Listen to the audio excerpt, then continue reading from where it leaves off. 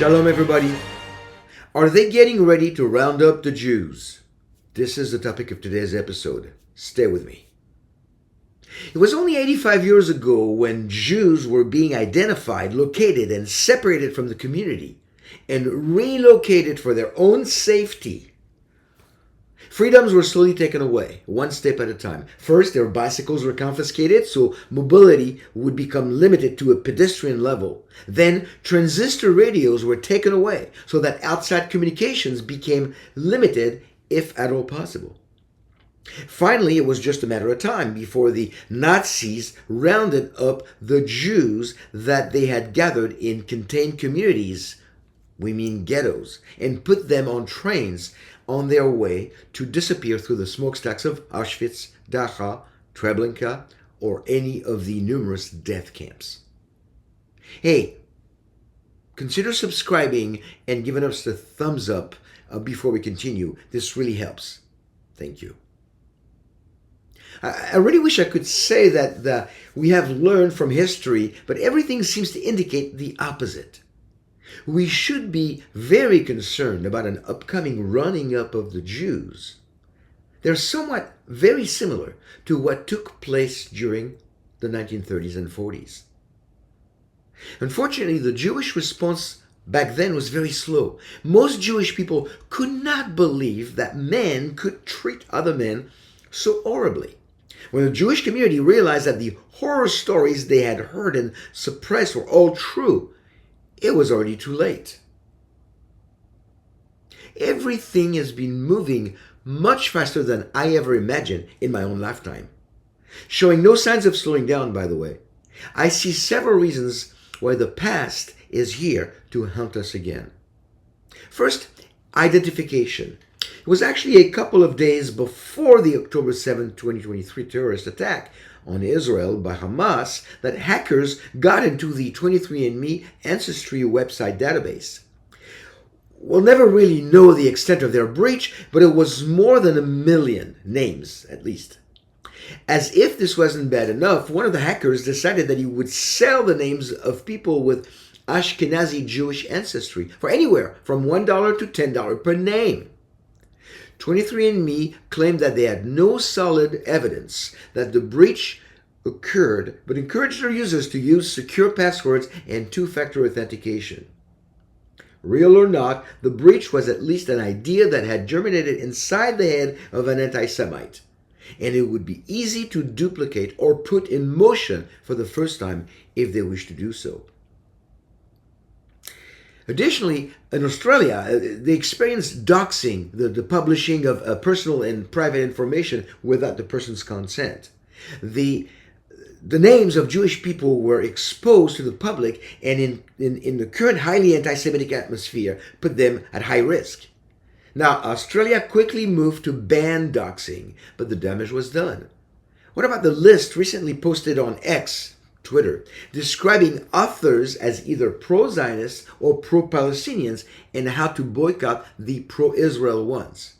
Are Jewish people being identified? Is it what's happening right now? I think so. Keep watching. Pay attention. Now there's location also. Not long after the terrorist attack, a series of overnight graffiti was painted on the walls of buildings in Paris and some of its suburbs. The graffiti was like 12-inch wide blue stars of David stenciled in a repeated long string on the walls of Jewish homes and businesses. While nobody absolutely certain of their origins and purpose, French authorities have not ruled out antisemitism. Really? I mean, seriously, it has to be. Now, very similar methods were used in the night of November 9th through 10th, 1938, when Kristallnacht, the Night of Broken Glass, took place in Berlin. Only 200 people were killed, but thousands of stores, homes, and synagogues were destroyed and burned to the ground. They had been identified by the painting of large white stars of David on windows and walls. Are Jewish people being located? Pay attention. They are. Then separation. At first, this might not look like much, but Jewish students have been asked to return home and finish the school year online for their own safety. A few rabbis and Jewish leaders originally asked them to do so, but the situation is getting so volatile that school staff is also asking them to stay home. They even have canceled graduation ceremonies in several places in the U.S., in the universities. Now, people are divided on this topic, and many believe that Jewish students should stand their ground and not go home. By caving in, they might embolden the anti-Semitic actors to do more. And I agree, we should stand our ground. We should support Israel. It's a tough decision to make, though. It would be easier if the Jewish community knew for sure that school staff and the authorities had their backs. But recent events have shown the police to cave under the pressure of the pro-Palestinian and pro-Hamas factions. When considering these various developments in a vacuum, nothing might appear very dangerous, but compounded, it is starting to look like Jewish people are being identified, located, and prepared for a more involved move. If everything goes in the same direction as it did in the 30s and 40s, we know what could be next. We know what will be next. The big difference is that there is a precedent that should be enough of an incentive for Jewish people to be proactive and not reactive. And of course for Christians to do likewise when it comes to reaching out and helping the Jewish community and their Jewish friends. When the enemies of the Jewish people are clearly saying that they want a final solution, we're not conspiracy theorists if we believe them. Believe that what they say is what they mean.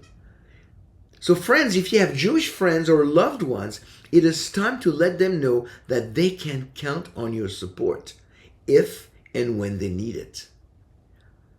Think about it. A final thought here. It is time that we ask ourselves that question. If I had been a German during the 30s and 40s, what kind of German would I have been? Thank you for listening. Thank you for watching. Be blessed. Shalom. Until next time.